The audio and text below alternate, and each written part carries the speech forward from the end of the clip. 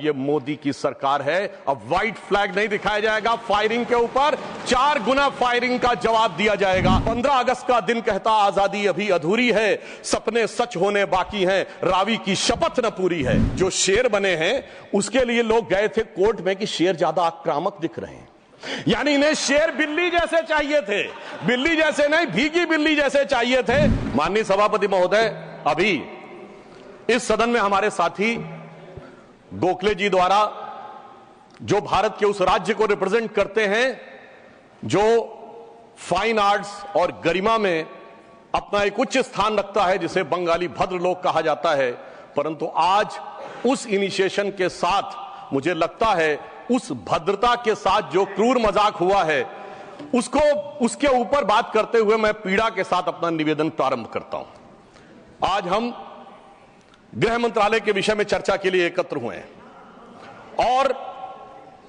हमारी सरकार 26 मई 2014 को आने के बाद गृह मंत्रालय की टोन एंड टेनर में क्या परिवर्तन आया, इसे मैं सिर्फ 2 वानगी में बताना चाहता हूं। 26 मई 2014 के बाद आप सबको ध्यान होगा, उससे पहले बीएसएफ जो कि गृह मंत्रालय के अंडर में आता है, पहले उधर से बहुत फायरिंग हुआ करती थी। उसके बाद पहली फायरिंग हुई तो मुझे याद है उस समय राजनाथ सिंह जी गृह मंत्री थे। यहां पे खबर आया कि साहब वहां से कहा जाता था फायरिंग हो तो सिर्फ व्हाइट फ्लैग दिखाना है। आपको पता है कि उस समय गृह मंत्रालय से संदेश गया बीएसएफ के डीजी को कि अब ये मोदी की सरकार है, अब व्हाइट फ्लैग नहीं दिखाया जाएगा, फायरिंग के ऊपर 4 गुना फायरिंग का जवाब दिया जाएगा। और आप सबने देखा होगा पिछले 10 सालों में सीमा पर फायरिंग में शांति आ गई है। दूसरा उदाहरण देना चाहता हूं, जब हमारी सरकार आई 26 मई 2014 को, उस समय अभी आईबी का उल्लेख हुआ जो गृह मंत्रालय में आती है, इंटेलिजेंस ब्यूरो, उसके चीफ श्री आसिफ इब्राहिम थे जो कांग्रेस पार्टी के शासनकाल में आईबी चीफ बने थे। वैसे तो हम किसी भी अफसर को धर्म जाति के आधार पर नहीं देखते, पर उस समय इस बात का प्रचार किया गया था कि देखिए एक मुस्लिम अधिकारी को आईबी का चीफ बनाया गया। परंतु आज तक का भारत का इतिहास है, जब कोई सरकार बदलती है तो आईबी चीफ 1 महीने से ज्यादा नहीं रहता है। परंतु श्री नरेंद्र मोदी जी की सरकार में श्री आसिफ इब्राहिम का 8 महीने का कार्यकाल था और उन्होंने उसे 8 महीने का कार्यकाल पूरा किया। याद रखना चाहिए कि मोदी जी के कार्यकाल का पहला आईबी चीफ मुस्लिम समाज से था। यह दर्शाता है कि हम समाज के वर्गों को डर पैदा करके साथ में नहीं लेना चाहते, विश्वास पैदा करके साथ में लेना चाहते हैं। आज हमारे गृह मंत्री आदरणीय अमित शाह जी गुजरात का प्रतिनिधित्व करते हैं, प्रधानमंत्री जी उत्तर प्रदेश से प्रतिनिधित्व करते हैं। सभापति जी, यह संयोग भारत के इतिहास में 3 बार बना है। पहली बार जब सरदार पटेल गुजरात से थे और पंडित नेहरू उत्तर प्रदेश से थे तो स्वतंत्रता का काल था। दूसरी बार लाल कृष्ण आडवाणी जी गृह मंत्री थे और अटल बिहारी वाजपेयी जी उत्तर प्रदेश से थे, तब भारत ने 21वीं सदी में प्रवेश किया था। आज जब अमित शाह जी गुजरात से हैं और मोदी जी यूपी से हैं, तो भारत ने अमृत काल में प्रवेश किया है। अर्थात मैं कह सकता हूं काल के कपाल पर, भारत के भाल पर कुछ तो नया होने वाला है और कुछ ना कुछ तो नया हुआ है, उसे आज समझने की जरूरत। अब मैं बताना चाहता हूं कि गृह मंत्रालय ने इस दरमियान किस किस प्रकार से कार्य किए। मैं 3 प्रकार के कार्य बताना चाहता हूं। एक, वो कार्य जो पिछली सरकारें भी कर रही थी वो हमने करके दिखाया। दूसरा, वो कार्य जो पिछली सरकारें कर ही नहीं सकती थी, सोच नहीं पाई, वो करके दिखाया। और तीसरे वो कार्य हैं जिसपे पिछली सरकारों ने एड़ी चोटी का जोर लगा दिया कि नहीं हो सकते, वो भी करके दिखाया। पहली श्रेणी में वो कार्य हैं, यानी मैं मानता हूं दूसरी सरकारों ने भी प्रयास किया होगा कि आतंकवाद की घटनाएं कम हो और अपराध की घटनाएं कम हो। तो मैं बताना चाहता हूं आतंकवाद की जो कुल घटनाएं जून 2004 से 14 के बीच में 7214 थी, जो 14 से 2024 के बीच में 2240 से 69% की कमी आई है।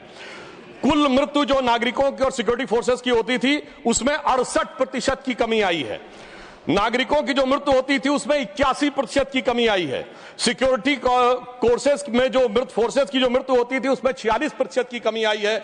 और मैं एक महत्वपूर्ण बात बताना चाहता हूं, स्टोन पेल्टिंग के इंसिडेंसेस 2010 में 2654 थे, अब 0 हैं। ऑर्गेनाइज हड़ताल 0 है, स्टोन पेल्टिंग 0 है, स्टोन पेल्टिंग में जख्मी होने वाले 0 हैं। सभापति महोदय, पत्थर पड़ने के दौर खत्म हो गया, मगर अगर किसी की अकल पे पत्थर पड़ा हो तो उसे बदला हुआ नजारा नहीं दिखाई पड़ता।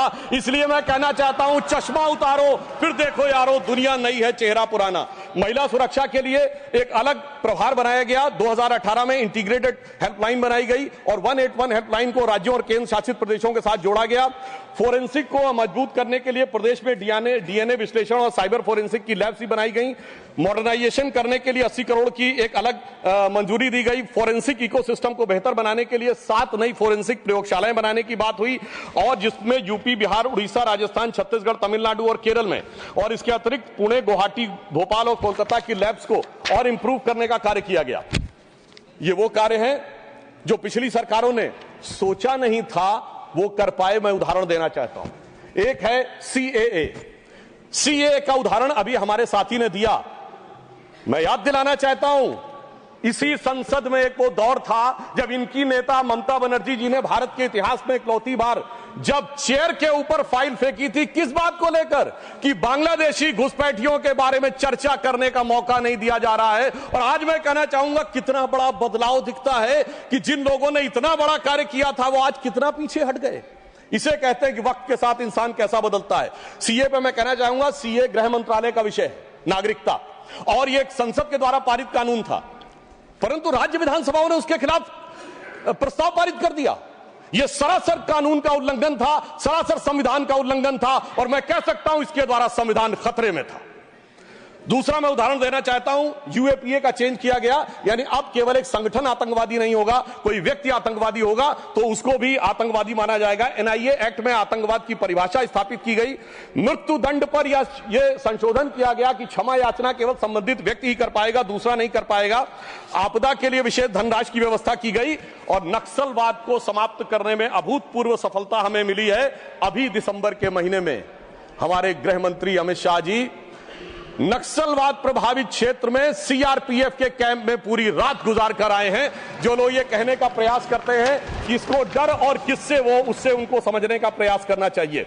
अब वो दौर चले गए सभापति महोदय। मुझे याद है 6 अप्रैल 2010 को दंतेवाड़ा में 76 सीआरपीएफ के जवान शहीद हो गए थे, और उसके बाद ऐसे समाचार आते थे कि देश के कुछ विश्वविद्यालयों में शहीद जवानों के प्रति नहीं, नक्सलवादियों के समर्थन में कार्यक्रम हो रहे थे। वो दौर अब समाप्त हो गया।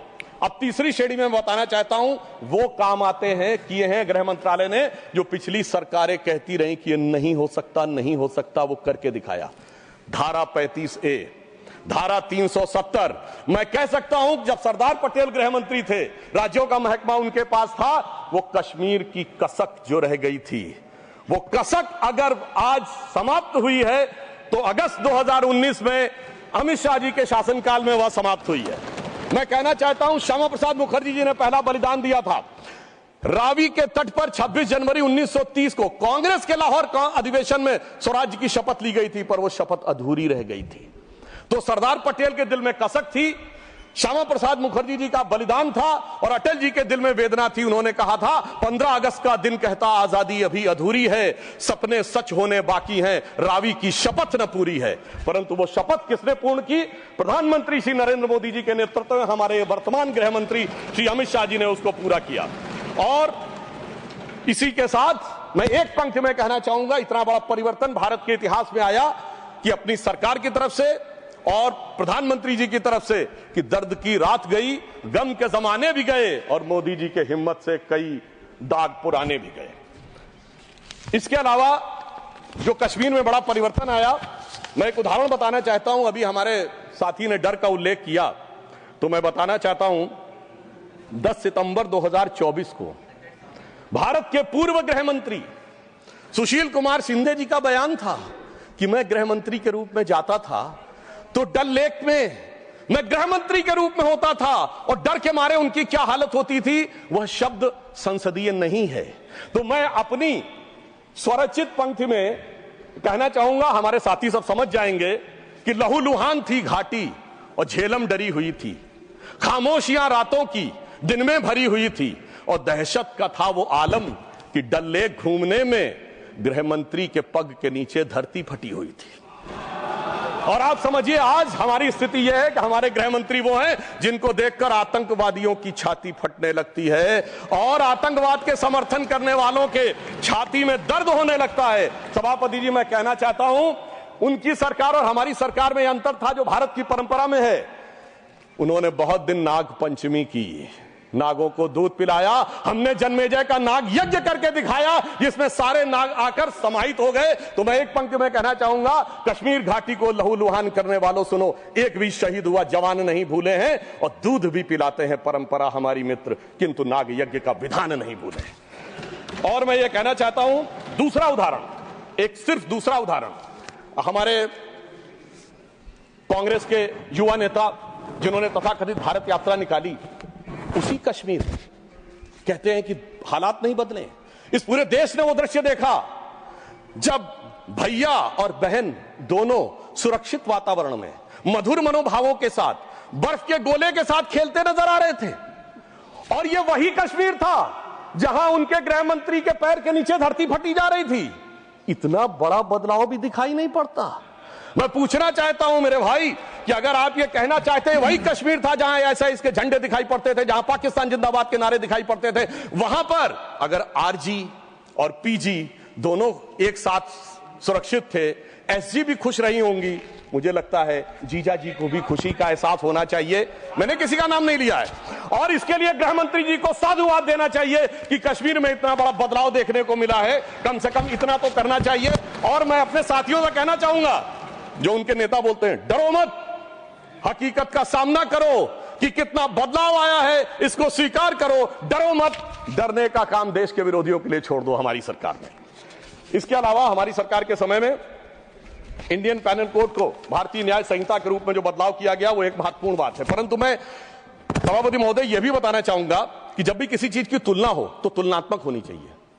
जब हमारी सरकार आई और गृह मंत्रालय का दौर आया तो उस जमाने में क्या अंतर था सिक्योरिटी में और आज क्या बड़ा अंतर है।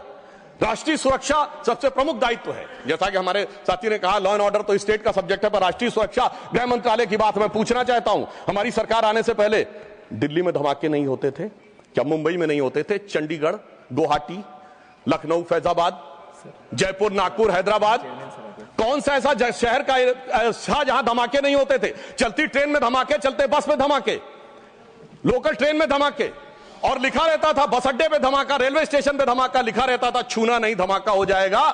मगर इसके बावजूद आज वो केवल दक्षिण कश्मीर के 4 जिलों तक सीमित हो गया है। इसके बावजूद इतना बदला हुआ नजारा नजर नहीं आता है।